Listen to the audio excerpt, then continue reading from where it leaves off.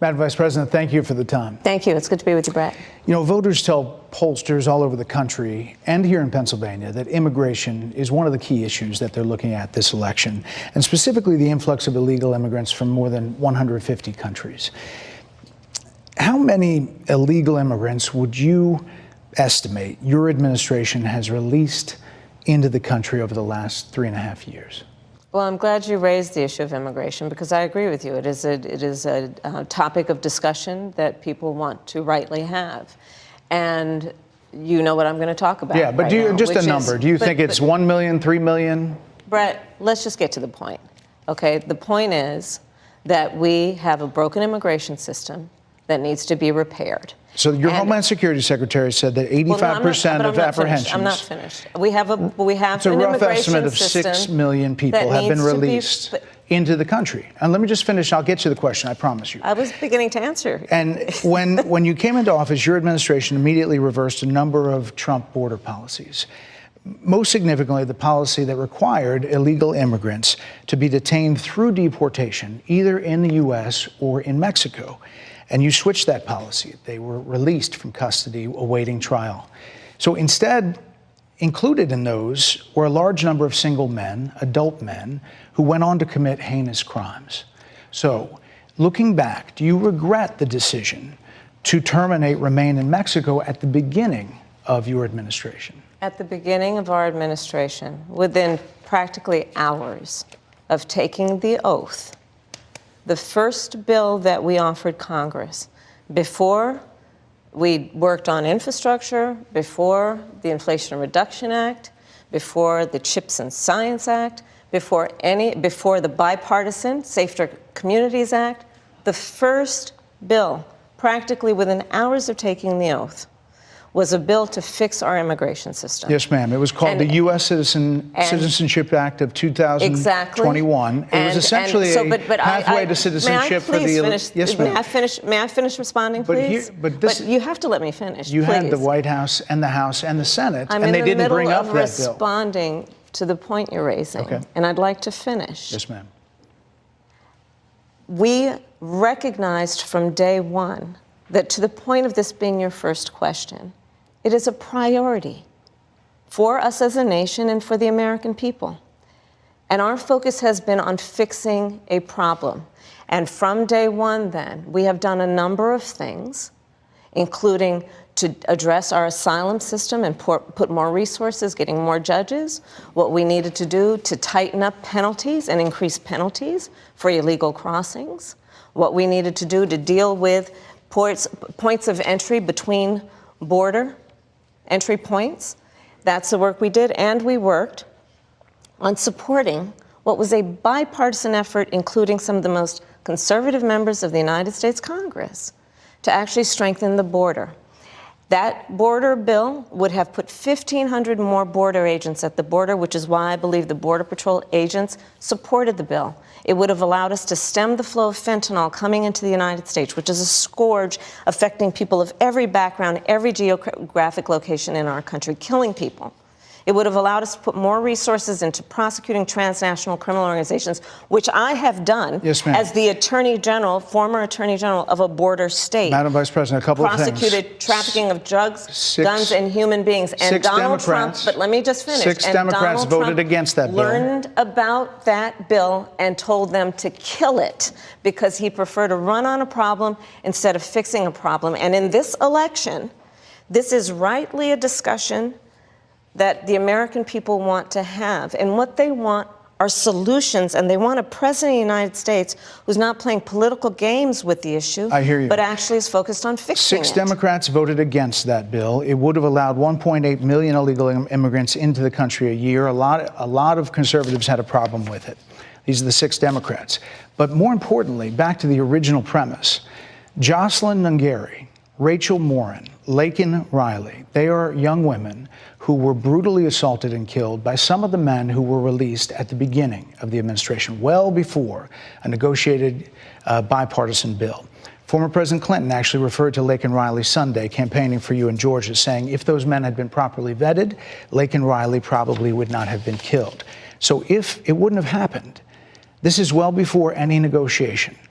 This is well before Donald Trump got involved in the politics. This is a specific policy decision by your administration to release these men into the country. So what I'm saying to you, do you owe Brett, those families an apology? Let me just say, first of all, those are tragic cases. There's no question about that. There's no question about that. And I can't imagine the pain that the families of those victims have experienced for a loss that should not have occurred. So that is true. It is also true that if a border security had actually been passed 9 months ago, it would be 9 months that we would have had more border agents at the border, more support for the folks who are working around the clock trying to hold it all together. Madam Vice President. To ensure that no future harm would occur. And this election in 20 days will determine whether we have a president of the United States who actually cares more about fixing a problem, even if it is not to their political advantage in an election, because there was a solution, Brett. Madam Vice President, it was a policy decision in the early part of your administration. I will let one of the mothers talk about it. Take a listen. Because of the Biden-Harris administration open border policies catch and release, they were enrolled in the Alternatives to Detention program. This meant that they were released into the United States. It was not even a full 3 weeks later that they would take my daughter, Jocelyn Nungare's life. I believe the Biden-Harris administration open border policies are responsible for the death of my daughter. That's the early days. So do you owe them an apology is what I'm saying. I will tell you that I am so sorry for her loss. I am so sorry for her loss, sincerely. But let's talk about what is happening right now with an individual who does not want to participate in solutions. Let's talk about that as well. But do you want to answer in her? all fairness, I told you, I feel awful for what she and her family have experienced. During that time, you said repeatedly that the border was secure. When in your mind did it start becoming a crisis? I think we've had a broken immigration system transcending, by the way, Donald Trump's administration, even before. Let's all be honest about that. I have no pride in saying that this is a perfect immigration system. I've been clear, I think we all are, that it needs to be fixed. We need more. I was just down at the border talking with border agents, and they will tell you, and I'm sure you probably, I know you investigate and you are a serious journalist. They will tell you, we need more judges. We need to process those cases faster. We need the support for those cases that should be prosecuted. They need more resources, and Congress ultimately is the only place that's going to get fixed, Brett. Well, that's how this system works. That's the premise of this question. But there were that's how the 90 system plus works. executive orders that were rescinded in the first days. Many of those were Trump border policies. I'm not going to stay here because there's other things to talk about, but you frequently talk to the Border Patrol Union for support of that bipartisan bill, and they did. They supported it. But they also just endorsed Donald Trump and said, you've been, quote, a failure with border security. Why do you think they said that? I think they're frustrated, and I get it. They want support. They want support, and that's what that border security bill would have done. These guys down at the border, these men and women, they're working hard. They're working around the clock. I get it. There's a lot of people that look back at what you said in 2019 when you first ran for president. And there have been changes, and you've talked about some of them. When it comes to immigration, you supported allowing immigrants in the country illegally to apply for driver's license, to qualify for free tuition at universities, to be enrolled in free health care. Do you still support those things? Listen, that was 5 years ago, and I'm very clear that I will follow the law. I have made that statement over and over again, and as Vice President of the United States, that's exactly what I've done, not to mention before. If that's the case, you chose a running mate, Tim Walz, governor of Minnesota, who signed those very things into state law. So do you support that? We are very clear, and I am very clear, as is Tim Walz, that we must support and enforce federal law, and that is exactly what we will do. So decriminalizing border crossings, like you said in 2019. I do not believe in decriminalizing border crossings, and I've not done that as vice president. I will not do that as president. So these are evolutions that you've had. No, but let's be very clear. I'm the only person who's running for president who has prosecuted transnational criminal organizations, from the Sinaloa cartel to the Guadalajara cartel to people who have trafficked in guns, drugs, and human beings. I have spent a significant part of my career going after people who present a threat to the safety of the American people and cross our border with the intent of doing us harm and cross our border illegally. And I will do that work as vice president. I take that work quite seriously.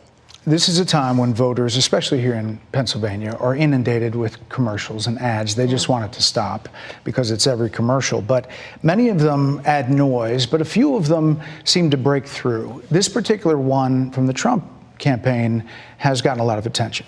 Kamala supports taxpayer-funded sex changes for prisoners. Surgery. For prisoners. For prisoners. Every transgender inmate in the prison system would have access. So are you still in support of using taxpayer dollars to help prison inmates or detained illegal aliens to transition to another gender? I will follow the law, and it's a law that Donald Trump actually followed.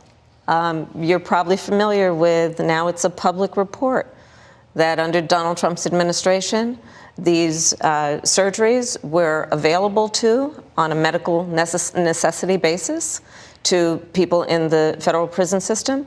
And I think, frankly, that ad from the Trump campaign is a little bit of like throwing, stones when you're living in a glass house. The Trump aides say that he never advocated for that prison policy and no gender transition surgeries you know what? You got to take responsible for what happened in your presidency. administration. Yeah, no surgeries happened in his presidency. It's in black and white. Would you still advocate for using taxpayer dollars for gender reassessment surgeries? I will follow the law, just as I think say Donald Trump would say he did. You would have a say as president. Like I said, I think he spent $20 million on those ads trying to create a sense of fear in the voters because he actually has no plan in this election that is about focusing on the needs of the American people. Whereas, at $20 million on that ad, on an issue that, as it relates to the biggest issues that affect the American people, it's really quite remote. And again, his policy was no different. Look at where we are, though. They say on plans for the American people, I'm offering a plan to deal with affordable housing. I'm offering a plan to deal with what we need to do to strengthen small businesses, which are the backbone of America's economy.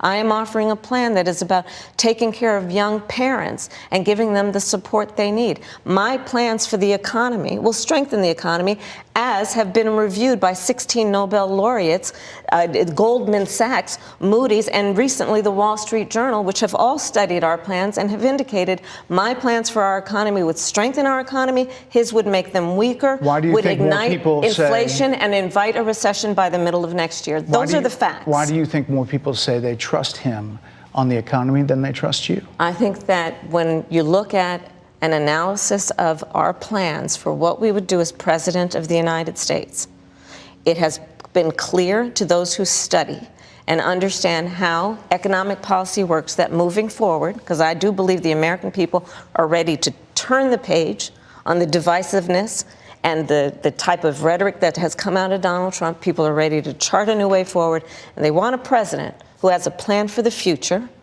and a plan that is sound and will strengthen our country. My plan for the economy does exactly that. His plan would be, again, to give tax cuts to billionaires and the biggest corporations in our country and blow up our deficit. It's interesting you said turn the page, Madam Vice President. You were asked on 2 different shows last week what, if anything, you would do differently than President Biden. Here's what you said. Would you have done something differently than President Biden during the past 4 years? There is not a thing that comes to mind in terms of, and I've been a part of most of the decisions that have had impact. Under a Harris administration, what would the major changes be, and what would stay the same? Sure. Well, I mean, I'm obviously not Joe Biden. I know. And so that would be one change in terms of, but also I think it's important to say with, 28 days to go, I'm not Donald Trump. So you're not Joe Biden, you're not Donald Trump, but nothing comes to mind that you would do differently? Let me be very clear.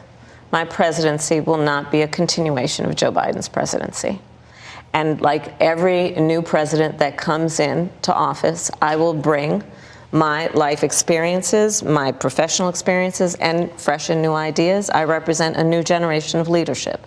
I, for example, am someone who has not spent the majority of my career in Washington, D.C. I invite ideas, whether it be from the Republicans who are supporting me, who were just on stage with me minutes ago, and the business sector, and others who can contribute to the decisions that I make about, for example, my plan for increasing the supply of housing in America and bringing down the cost of housing, addressing the issue of small businesses, which is about working with the private sector to bring more capital and access to capital to our small business leaders, including my plan for a $25,000 down payment assistance for first-time home buyers and for small businesses, extending the tax deduction from $5,000 to $50,000. We've heard a lot about those plans in recent days. Your campaign slogan is a new way forward, and it's time to turn the page.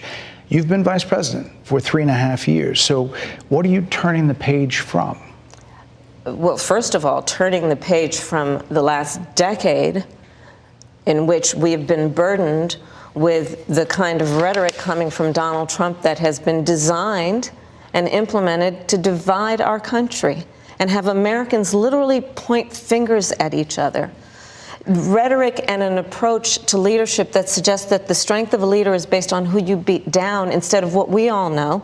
The strength of leadership is based on who you lift up. The strength of an American president, which is one who understands that the vast majority of us have more in common than what separates us. Madam Vice President, more than 70% of people that is about turning the pollsters, page on rhetoric that people are frankly exhausted of, Brett. More than 70% of people tell the country is on the wrong track. They say the country is on the wrong track. If it's on the wrong track, that track follows 3.5 years of you being vice president and President Biden being president. That is what they're saying, 79% of them. Why are they saying that? If you're turning the page, you've been in office for 3.5 years. And Donald Trump has been running for office. But you've been the person holding the office. Come on. Madam You Vice and I President. both know what I'm talking about. You and I both know what I'm talking about. I actually don't. What are you talking about? What I'm talking about is that over the last decade, But people you're the have lever of become. power. But listen, over the last decade, it is clear to me, and certainly the Republicans who are on stage with me, the former chief of staff to the president, Donald Trump, former defense secretaries, national security advisor, and his vice president, one, that he is unfit to serve, that he is unstable, that he is dangerous, and that people are exhausted with someone who professes to be a leader who spends full time demeaning and engaging in personal grievances and it being about him instead of the American people. People are tired of that. If that's the case, why is half the country supporting him? Why is he beating you in a lot of swing states? Why, if he's as bad as you say, that half of this country is now supporting this person who could be the 47th president of the United States? Why is that happening? This is an election for president of the United States. It's not supposed to be easy. I know, but it's not supposed to be. It is not supposed to be a cakewalk for anyone. So are they misguided, the 50%? Listen, are they stupid? What is it? I would never say that about the American people. And in fact, if you listen to Donald Trump, if you watch any of his rallies, he's the one who tends to demean and belittle and diminish the American people. He's the one who talks about an enemy within, an enemy within, talking about the American people, suggesting he would turn the American military on the American people. We asked that question to the former president today. Harris Faulkner had a town hall, and this is how he responded. I heard about that. They were saying I was like threatening. I'm not threatening anybody. They're the ones doing the threatening. They do phony investigations. I've been investigated more than Alphonse Capone. He was the greatest gangster. No, it's true. No, but think of it. It's called weaponization of government. It's a terrible thing. So, Brett, I'm sorry, and with all due respect, that clip was not what he has been saying about the enemy within that he has repeated when he's speaking about the American people. That's not what you just showed. Well, he was asked about that specific... No, that's not what you just showed. In all fairness and respect to you, that was the question that we asked him. You didn't show that, and here's the bottom line. He has repeated it many times, and you and I both know that. And you and I both know that he has talked about turning the American military on the American people. He has talked about going after people who are engaged in peaceful protest. He has talked about locking people up because they disagree with him. This is a democracy. And in a democracy, the President of the United States, in the United States of America, should be willing to be able to handle criticism without saying he'd lock people up for doing it. And this is what is at stake, which is why you have someone like the former chairman of the Joint Chiefs of Staff saying what Mark Milley has said about Donald Trump being a threat to the United States of America. He's quoted in the Bob Woodward book that way, yes. Let me ask you this, Madam Vice President. You call Donald Trump... The significance of that. You call Donald Trump... he's misguided. You say now he's unstable. He is unstable, Brett. He's not well. You say he's mentally not stable. He's not stable. Let me ask you this. You told many interviewers that Joe Biden was on his game, that ran around circles on his staff. When did you first notice that President Biden's mental faculties appeared diminished?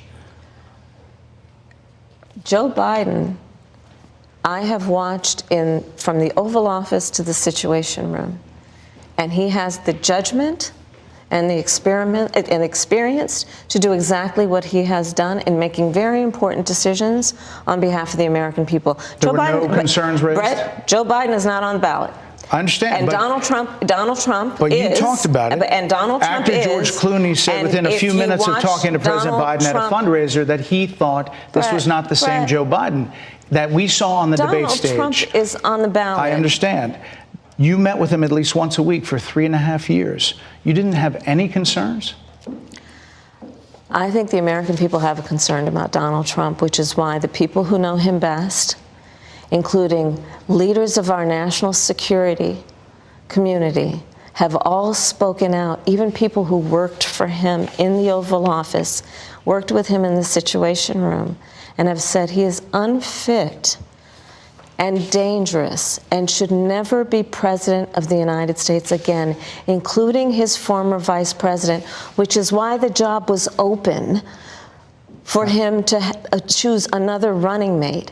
So that is a fact. That is a fact. Madam Vice President, two more things. You were asked on 60 Minutes about the biggest threat that the world faces, that the U.S. faces. This is what you said. Which foreign country do you consider to be our greatest adversary? I think there's an obvious one in mind, which is Iran. Iran has American blood on their hands, okay? This attack on Israel, 200 ballistic missiles. What we need to do to ensure that Iran never achieves the ability to be a nuclear power, that is one of my highest priorities. A number of experts thought you would say China. The FBI director had said that. But you said Iran. If that's the case, what do you say to critics who look at the actions of your administration and say you're not acting like Iran is the #1 threat? Well, I will tell you most recently, whether it was in April or in October, in the several hours on each occasion that Iran posed a threat to Israel, I was there.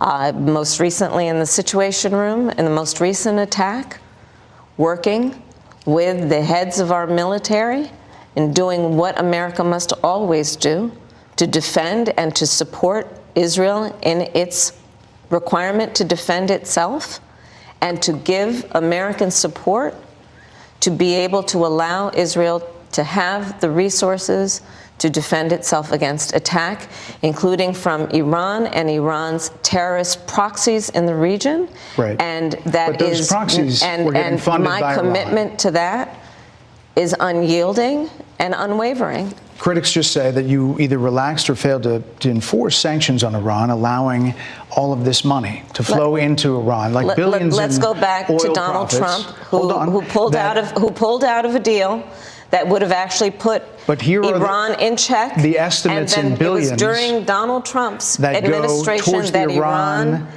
regime. That we had an American military base that was attacked, where American soldiers suffered traumatic brain injuries, and Donald Trump dismissed them as headaches, not to mention how Donald Trump has treated and talked about America's military and military service people, calling them suckers and losers, Hamas, has diminished the significance. We're talking over each other. I apologize. I would like that we would have a conversation that is grounded in full assessment of the facts, which includes, I think this interview is supposed to be about the choices that your viewers should be presented about this election, and the contrast is important. Yes, ma'am. And on the subject of Iran, I am offering what should be an important contrast that is presented for folks to make a decision that they feel. Who look at what the administration did and say and think differently.